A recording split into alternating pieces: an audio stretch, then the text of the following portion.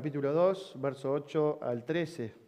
Dice, acuérdate de Jesucristo, del linaje de David, resucitado de los muertos, conforme a mi evangelio, en el cual sufro penalidades hasta prisiones a modo de malhechor, mas la palabra de Dios no está presa.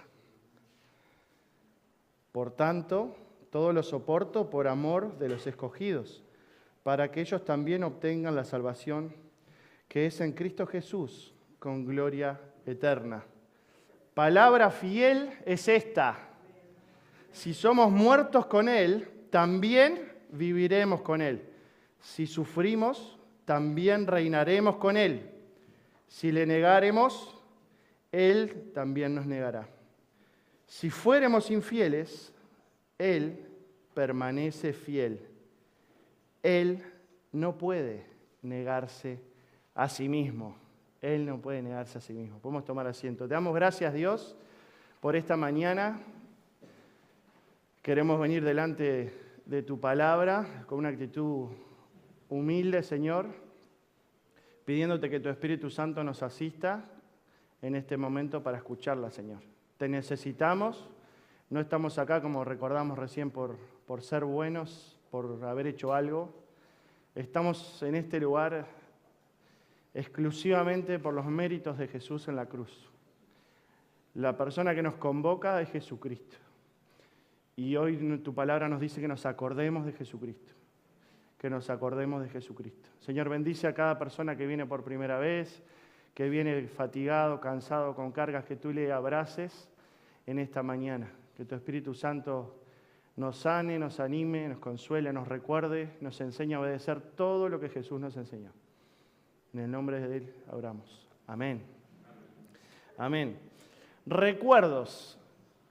¿Ustedes se acuerdan, valga la redundancia, cuál es su primer recuerdo? En la ciencia, ¿hasta qué edad se puede recordar? Así, ¿hasta qué edad es lo máximo que se podría recordar? Algunos recuerdan algo de los 2 años. Hasta los 2 años. En general de los 3 o de los 4. ¿Alguien recuerda algo de los 2 años? Erika, después nos contás. ¿Vos también? ¿Alguien recuerda algo de los 3 años? ¿Alguien recuerda algo de los 4 años? 5 años. ¿Ahí ya todos? ¿5 años? ¿Sí? ¿6 años? Ahí está, ahí ya estamos todos. Ahí ya estamos todos. ¿Ale? 7, 8, 9. Una infancia difícil. Bueno, está bien. ¿A partir de qué edad recordás, Ale? Los últimos años de la escuela, bien.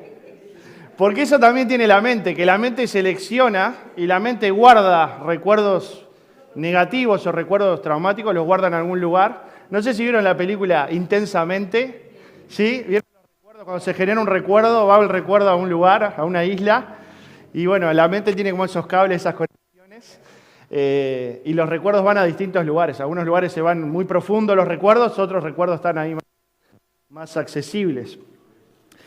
Y la carta que acabamos de leer es la carta que le escribe Pablo, una persona que fue perseguidor de los cristianos, una persona que fue perseguidor de aquellos que creían en Jesús. La persona que está escribiendo esto se dedicaba a perseguir cristianos y a meterlos en las cárceles. Si eran cristianos, él iba, te agarraba, te trataba y te metía en la cárcel. Y no solo eso, sino que también aprobaba que se mataran cristianos, con piedras, con lapidaciones, y él aprobaba eso y él fomentaba eso. Esta persona que está escribiendo se dedicaba a eso, y ahora está escribiendo esto. Y le está escribiendo a su hijo espiritual, a Timoteo, a ese pastor que iba a quedar en la iglesia de Éfeso. Y no lo está escribiendo desde un escritorio, Lucas, no lo está escribiendo desde un lugar. Tirado en la cama desde el WhatsApp. No, de ninguna sillita gamer, nada. Lo está escribiendo desde la cárcel, Lucas. Lo está escribiendo desde la cárcel. Y no una cárcel así fácil, sino una cárcel complicada. Una cárcel que estaba solo y que estaba encadenado a un guardia. ¿Sí? Una cárcel complicada. Ya era mayor él y estaba a punto, él sabía que se venía el martirio, se venía la muerte. se venía a morir por Jesucristo. Ya él había estado varias veces preso, pero esta vez ya sabía que se venía. Y en esta carta es como si fuera, ¿vieron las últimas palabras que dice una persona antes de morir? Es como si fuera eso. Bueno, lo más importante se lo voy a decir a este hijo espiritual para que él siga mi legado. Entonces voy a decirle lo más importante que tengo para decirle antes de morir. Le quiero decir esto, que se acuerde de esto. Y le escribe esto a Timoteo, que iba a ser el encargado de seguir el trabajo de Pablo ahí en Éfeso. Y la definición de recordar que dice el diccionario, ¿qué quiere decir recordar? Usa dos acepciones, ¿sí? Una definición del diccionario es pasar a tener en la mente algo del pasado. Me gusta porque vos tenés algo del pasado y es pasar a tener en la mente algo del pasado. Se hace presente el pasado por un momento. Pero también otra definición, que no es solamente de un momento que se hace presente un recuerdo, es recordar es tener algo o alguien en la mente o en consideración. Es decir, no es solamente un momento que recuerdo una anécdota, una historia, sino que es tener algo o alguien en la mente o en consideración. Es decir, habla de un recuerdo constante, no solamente de un momento, sino como que es una presencia constante, un recuerdo constante de una persona que la considero que está en mi mente, está en mi vida. No es de un momento, sino que es constante ese recuerdo. Y el versículo 8, Pablo empieza diciéndole a Timoteo el saludo que nos hicimos. Acuérdate de Jesucristo. Lo que le dice, lo más importante que tiene para decir es, acuérdate de Jesucristo. Y acá podríamos terminar la predicación. Acá podría terminar la predicación. No hay mucho más para decir. Podríamos terminar acá. Si vos tuvieras que irte hoy, ¿de qué se habló en la iglesia? Acuérdate de quién. Terminamos la prédica. Termina ahí la prédica. Podríamos terminar ahí, no hay mucho. Pero vamos a profundizar un poquito más. Acuérdate de Jesucristo, le dice. No sé si a ustedes les pasa, yo soy olvidadizo, y más olvidadizo sobre todo de las bendiciones que recibo de Dios y las cosas que Dios ha hecho conmigo. Somos muy olvidadizos, muy olvidadizos. Y saben que en la Biblia, la palabra recordar, o las distintas acepciones de recordar, Mili, ¿estás acá? Las distintas acepciones de recordar, la usa más de 500 veces.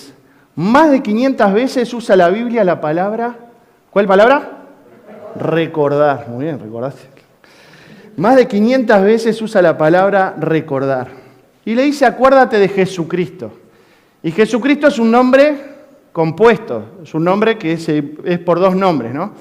El primer nombre es Jesús, que en hebreo es Yeshua, que quiere decir Dios salva. Dios salva. Y el segundo nombre es el verbo, un nombre griego, que viene también del hebreo, que es Mesías. Cristo quiere decir Mesías, quiere decir el ungido de Dios, el elegido de Dios. Entonces Jesucristo quiere decir Dios salva, es el ungido de Dios que salva, ¿sí? El elegido de Dios que salva, el Mesías, el que había de venir, que salva. Acuérdate de Jesucristo, acuérdate de Jesucristo, nos está diciendo Dios a cada uno de nosotros. Acuérdate de Jesucristo.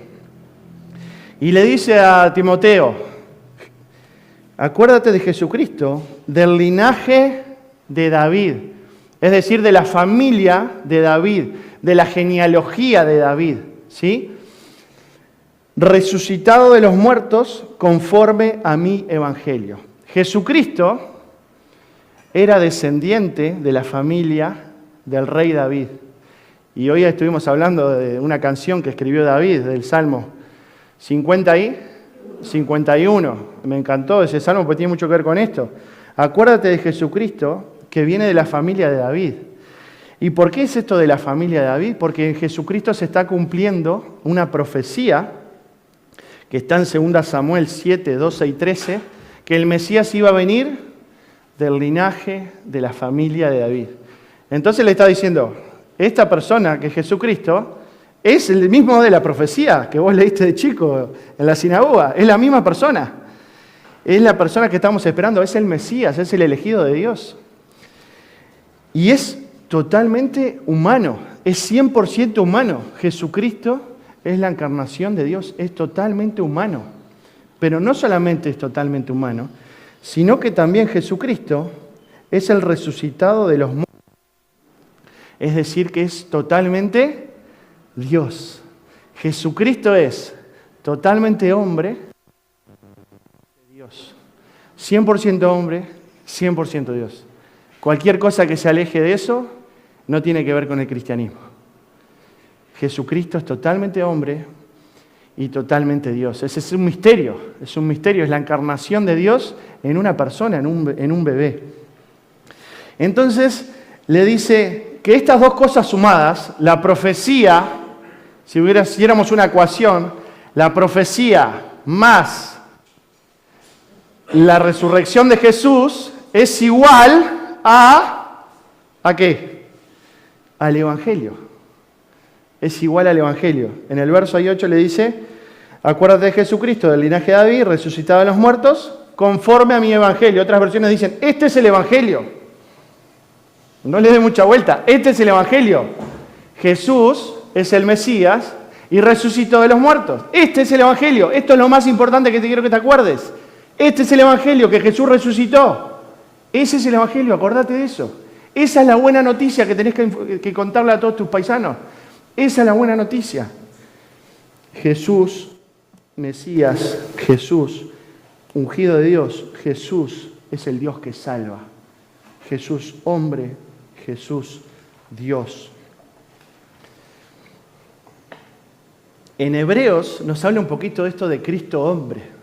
En Hebreos 4, del 15 al 16, Hebreos 4, del 15 al 16, profundiza este concepto y dice así, Hebreos 4, del 15 al 16. Porque no tenemos un sumo sacerdote que no pueda compadecerse de nuestras debilidades. Es decir, está hablando de Jesús. No tenemos un sumo sacerdote, que es uno de los títulos que se le da a Jesús, que no pueda compadecerse de nuestras debilidades, es decir, que no pueda entendernos. ¿Por qué Jesús puede entendernos? Y dice así, sino uno que fue tentado en todo, según nuestra semejanza, pero sin pecado.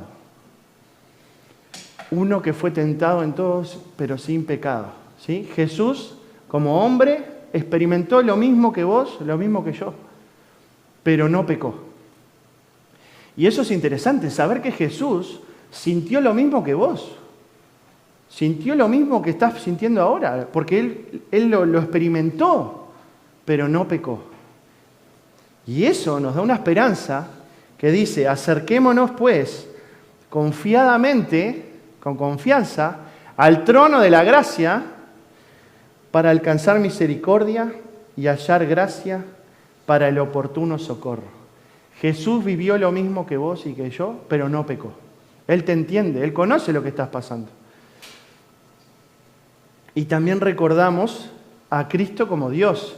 Jesús mismo dice de sí mismo, porque para presentar a Jesús, bueno, otros hablaron de Jesús, otros escribieron de Jesús, otros profetizaron de Jesús, pero está bueno saber lo que dijo Jesús de sí mismo, porque es irrebatible eso, de alguna manera.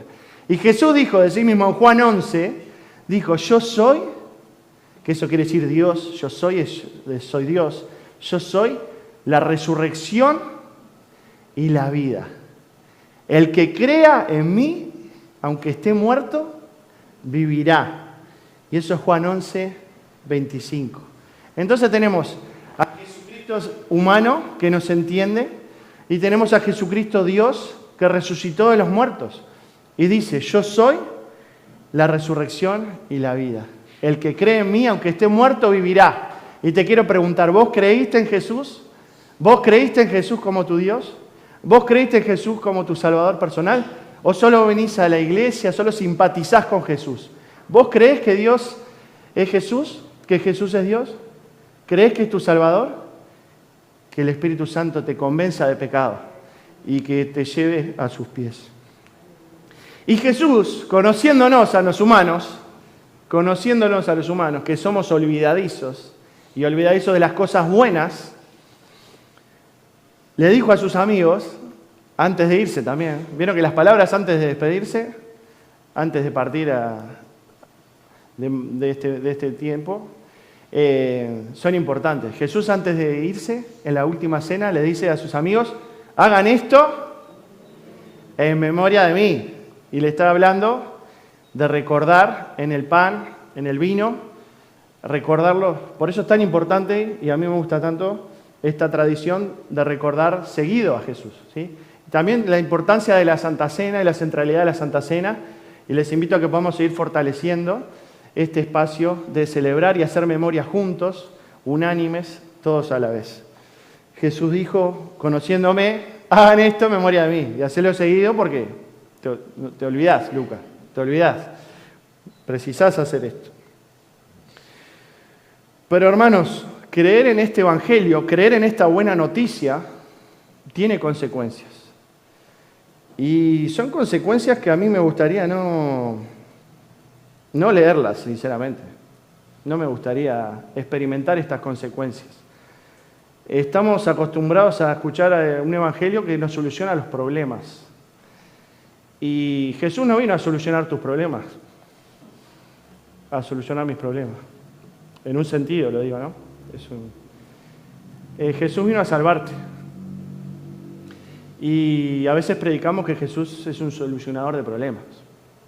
Jesús vino a salvarte, a regalarte vida eterna, salvación, redención de pecados, si crees en Él. Este evangelio tiene consecuencias, y acá Pablo le dice las consecuencias que tiene el evangelio. Verso 9. Le dice, este es mi evangelio, en el cual sufro penalidades, hasta prisiones, a modo de malhechor, mas la palabra de Dios no está presa. Verso 10. Por tanto, todo lo soporto por amor de los escogidos, para que ellos también obtengan la salvación que es en Cristo Jesús, con gloria eterna. Creer este evangelio tiene consecuencias. Tiene consecuencias. Y lo que me encanta de la Biblia, que es súper honesta, y la Biblia es directa, porque la palabra de Dios es directa, va al hueso, como decimos. Y nos dice que si crees el evangelio mirá lo que te va a pasar. Hay sufrimientos, ¿sí? Hay sufrimientos. Quiere decir que no va a haber momentos que no va a haber placer. Va a haber displacer totalmente y va a haber sufrimiento. Sí, pero pará, ¿cómo? Si yo creo en Jesús, ¿qué voy a seguir sufriendo? Sí, y tal vez más que antes. Porque vas a ser rechazado y por lo que te suceda en el camino. Va a haber sufrimiento. Hay enfermedad, hay traición, hay de todo. Hay sufrimiento. Seguir este evangelio lleva a sufrir. También de sufrir. A Pablo también lo llevó a la cárcel. Por predicar el evangelio lo llevó a la cárcel, es decir, a perder la libertad. Perdió la libertad. Y no solo que perdió la libertad, sino que estaba encadenado como un criminal. Es decir, que imagínate estar preso, pero estar preso injustamente, ¿no? Sufrir la injusticia de estar preso por algo que no hiciste, que no merece la cárcel. Es como al revés de lo que a veces se escucha de lo que es el evangelio, ¿no? Pero también el evangelio, dice Pablo, es para que ellos también obtengan la salvación que es en Cristo Jesús con gloria eterna. El evangelio también es salvación. La consecuencia que trae el evangelio es salvación eterna. Salvación ahora y eternamente. Vivir con Dios para siempre. Ya no hay condenación, ya no hay infierno para los que creen en Cristo. Y también esa gloria eterna, ¿no? Esa dimensión de eternidad. Entonces, creer en el evangelio tiene consecuencias. Sufrimiento, prisión, injusticia, cadenas como un criminal, salvación, primero que nada, y gloria eterna, una eternidad junto a Dios. ¿Crees esto? Ahí es más difícil, ¿no? ¿Crees en este evangelio que tiene estas consecuencias? Yo me lo pregunto para mí. ¿Creo en este evangelio que me va a llevar a estas cosas? Porque a mí me gustaría seleccionar algunas, ¿no? Esta sí, esta no, esta sí, esta no, esta sí, esta no. Pero acá es completo.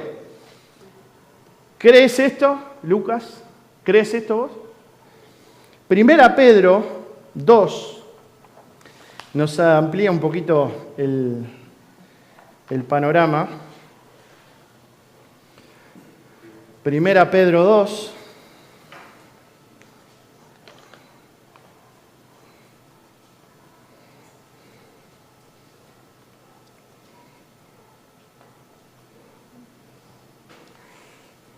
Nos enseña Pedro, discípulo de Jesús, a cómo actuar frente al sufrimiento de las persecuciones. Pedro, que en la última noche agarró unas espadas y le dijo: Jesús, ya tenemos las espadas, vamos tranquilo que tenemos los fierros, vamos. Así, ¿no? Porque estamos hablando así. Y cuando vinieron, sacó la espada y le cortó la oreja y Jesús le agarró la espada.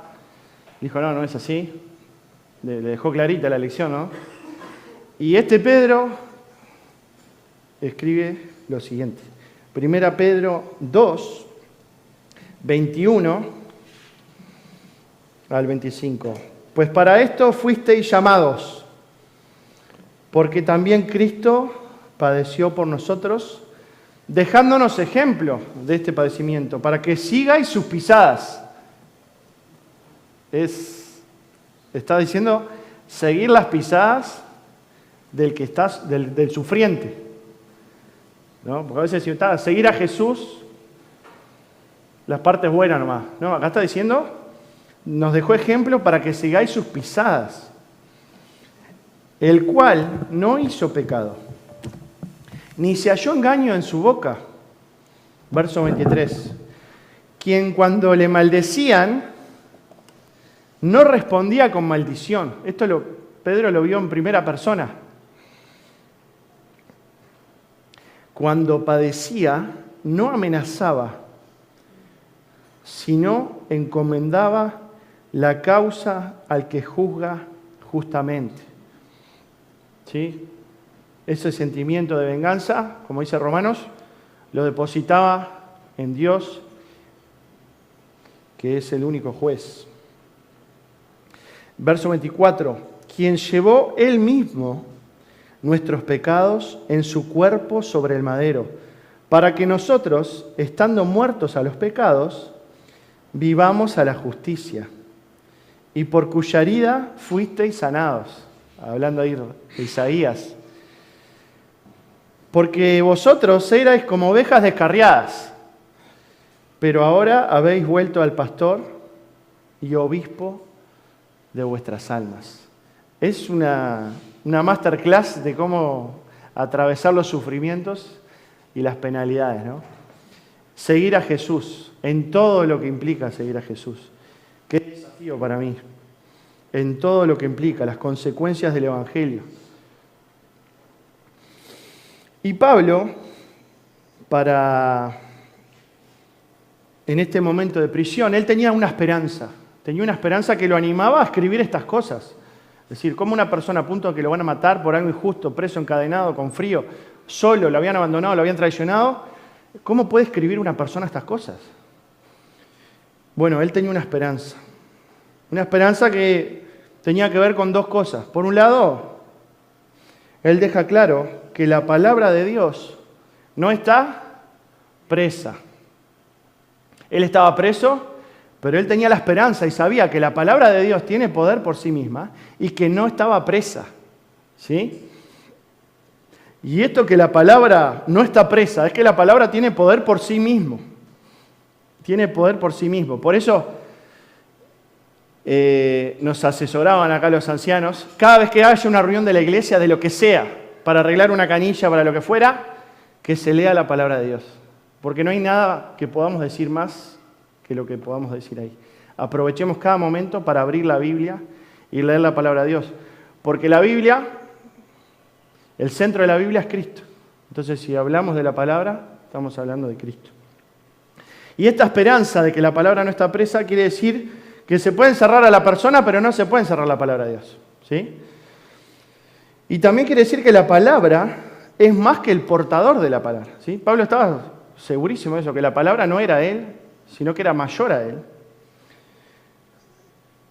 Y que no se puede matar lo inmortal. No se puede matar lo inmortal. La Biblia dice de sí misma, la hierba se seca, la flor se marchita, pero la palabra de Dios permanece para siempre. Esta esperanza de Pablo de que la palabra no está presa, era lo que lo animaba a escribir estas cosas tan esperanzadoras. Y también él sabía, dice en el 10, por tanto, todo lo soporto por amor de los escogidos, para que ellos también obtengan la salvación que es en Cristo Jesús con gloria eterna. Su sufrimiento, él sabía que iba a ayudar a la fe de otros. ¿Sí? Él tenía esa esperanza en dos partes, que la palabra no está presa y que ese sufrimiento que él estaba pasando iba a ayudar a la fe de otros. Y estamos 2000 años después leyendo sobre este sufrimiento y el Espíritu Santo nos está enseñando y animando y ayudando a nuestra fe. ¿Se entiende? Esa esperanza le permitía a Pablo compartir con esa esperanza de la palabra de Dios. Y hace un tiempito estuve de viaje y conocí una persona muy especial que, bueno, por razones de seguridad no la puedo nombrar. Una persona que trabaja en una región del mundo, muy difícil la región, donde el cristianismo es menos de un 1%. Y esta persona nos contaba cómo hacían para compartir el Evangelio en ese lugar. Y yo decía, wow, me hizo mucho más sentido cuando leía esto de los sufrimientos, cuando conoces esas historias así de personas que están realmente jugadas en el buen sentido de la palabra, ¿no? Y que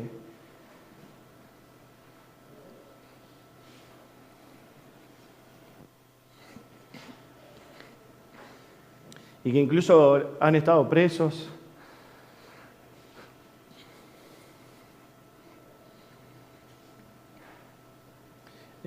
Han sido golpeados.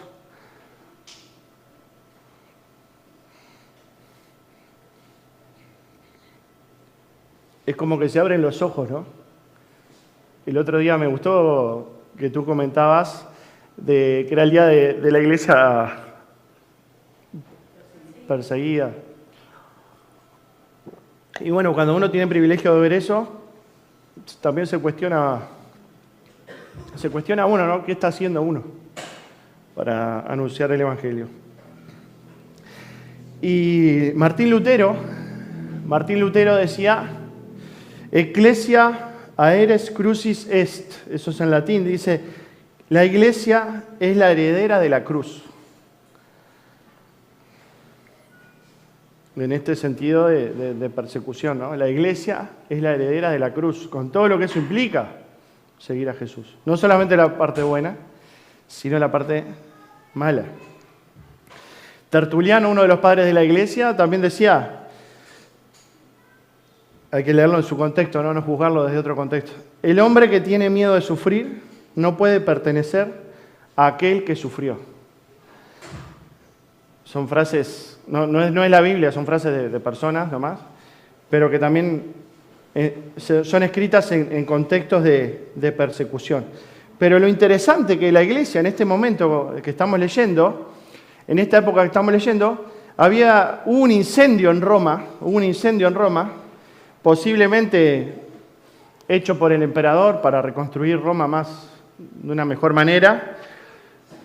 Y como chivo expiatorio, él necesitaba acusar a alguien y acusó a los cristianos de ese incendio. Entonces la persecución empezó por decir, mira, los cristianos prendieron fuego Roma. Y en este contexto de persecuciones que se escribe esta carta. Y en los versos que vienen, el verso 11, 12 y 13, vieron que están escritos diferentes. Están escritos como si fuera un poema, como si fuera una canción, ¿sí? Como si fuera una prosa. Y parece ser que eso es un fragmento de un himno antiguo, que fue escrito en ese momento. Y yo decía, wow, qué impresionante que en momentos de persecución la iglesia se ponía a escribir canciones. Tremendo, ¿no?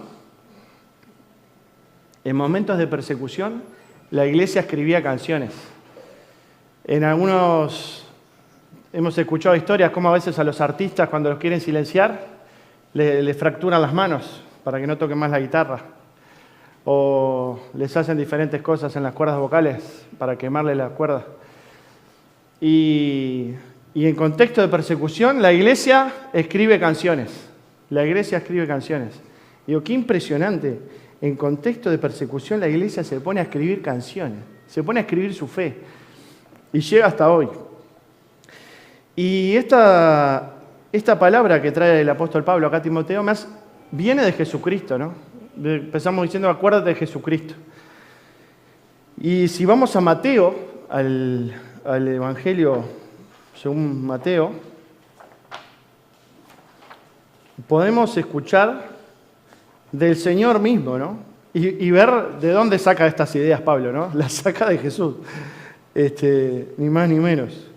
Las saca de Jesús. Y Mateo 10, del 26 al 39, dice lo siguiente. Dice Jesús, Mateo 10, del 26 al 39. Así que no los temáis, porque nada hay encubierto que no haya de ser manifestado, ni oculto que no haya de saberse. Lo que os digo en tinieblas, dice Jesús, decidlo en la luz, y lo que oís al oído, proclamadlo de las azoteas. Y no temáis a los que matan el cuerpo, mas el alma no pueden matar.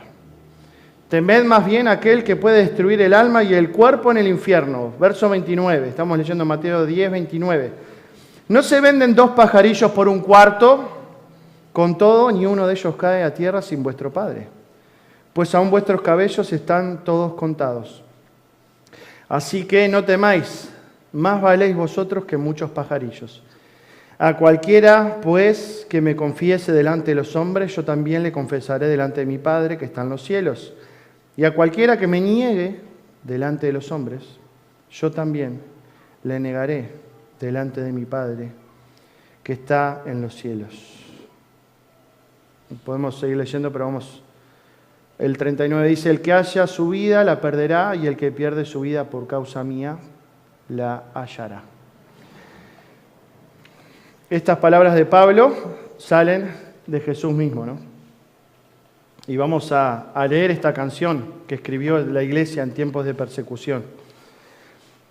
2 Timoteo 2, 11 al 13. Palabra fiel es esta, palabra digna de crédito, palabra cierta, palabra verdadera, está diciendo. Si somos muertos con Él, también viviremos con Él. Si sufrimos, también reinaremos con Él. Si le negáremos, Él también nos negará. Si fuéramos infieles, Él permanece fiel. Él no puede negarse a sí mismo. Es una palabra dura. Son esas palabras que son fuertes, ¿no? Porque podemos interpretarla, siempre hay que interpretarlo primero literal y después metafórico, ¿no? O alegórico, como decía Tomás de Aquino. Cuando dice si somos muertos con Él, también viviremos con Él, podemos interpretarlo espiritualmente, que es verdad, pero en este contexto está diciendo materialmente. ¿Me explico? Le está diciendo a Timoteo, si somos muertos con Él, también viviremos con Él. Literalmente le está hablando de la muerte, no está hablando de la muerte después de morir de viejito. Está hablando de la muerte por persecución. Si sufrimos, también reinaremos con Él. Si le negaremos, Él también nos negará. Y el 13 me encanta porque dice, si fuéramos infieles, Él permanece fiel. Porque Él no puede negarse a sí mismo. Y entonces acá ese cierre me encanta porque ¿cómo es posible que si yo soy infiel, Él permanece fiel? Porque Él no puede negarse a sí mismo. ¿Por qué? Una de las cosas que me parece es que cuando creemos en Jesucristo como nuestro Salvador personal, somos arraigados en Él, ¿sí? Estamos arraigados en Él. y Dios nos ve a través de su Hijo. Entonces no puede negar a su Hijo, porque nosotros estamos en el Hijo. ¿Se entiende? Estamos en el Hijo. Por eso Él no puede negarse a sí mismo, porque Dios nos ve a través de la cruz, a través de su Hijo. Por eso Él no puede negarse a sí mismo, porque estamos arraigados en el Hijo, somos parte en el Hijo, injertados en el Hijo. Queridos hermanos,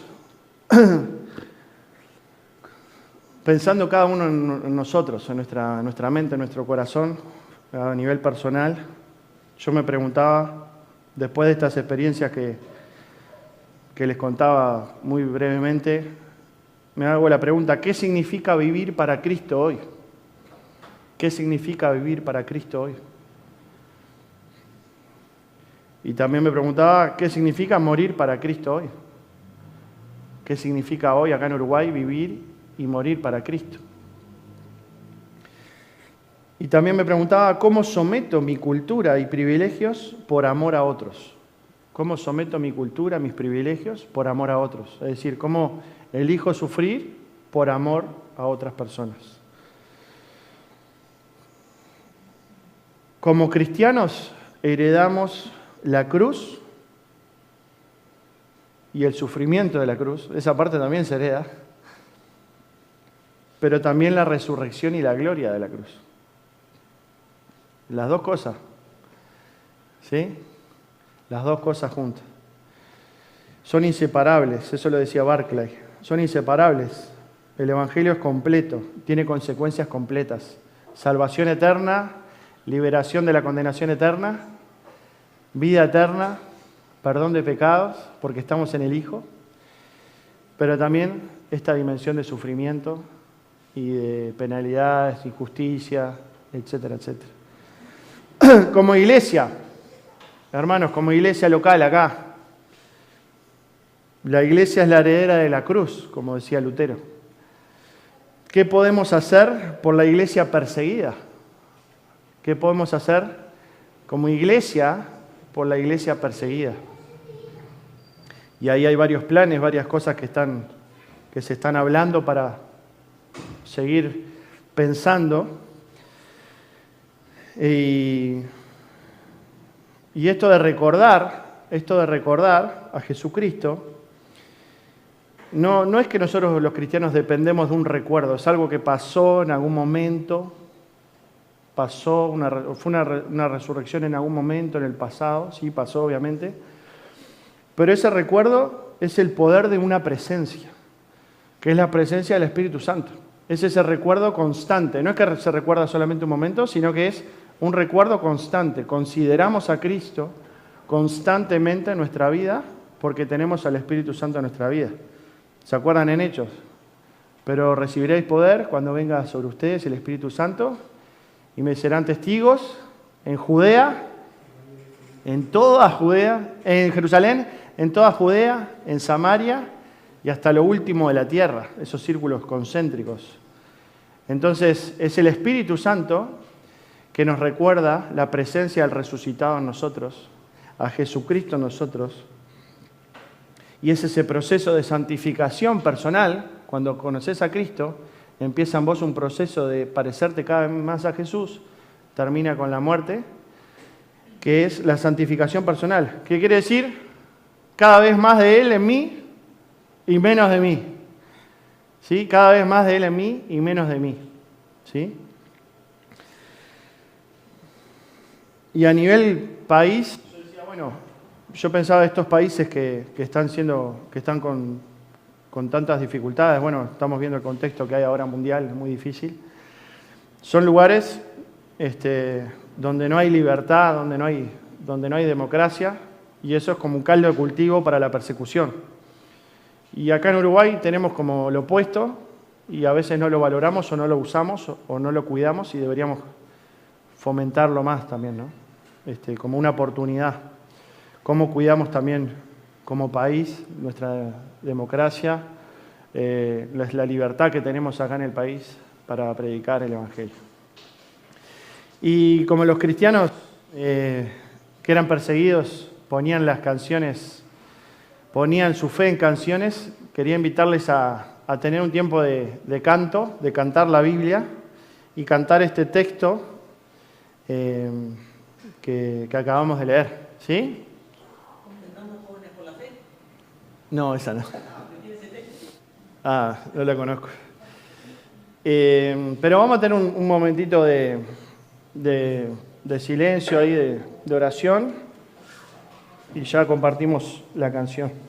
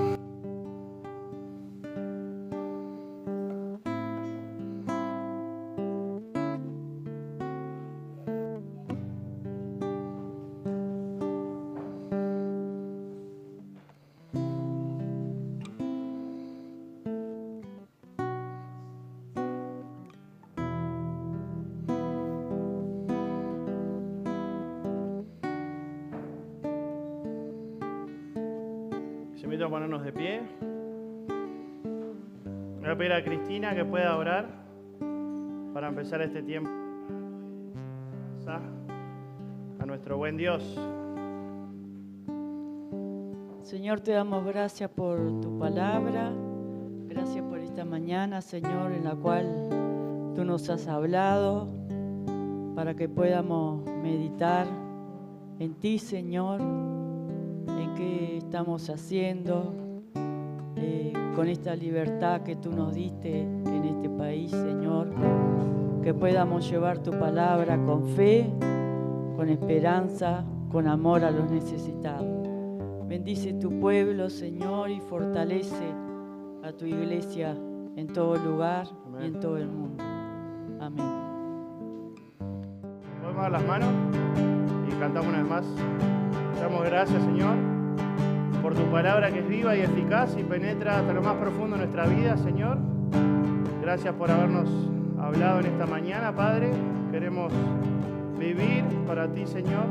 Queremos seguir las consecuencias completas de tu evangelio, Señor. Gracias porque es por tus méritos que estamos aquí.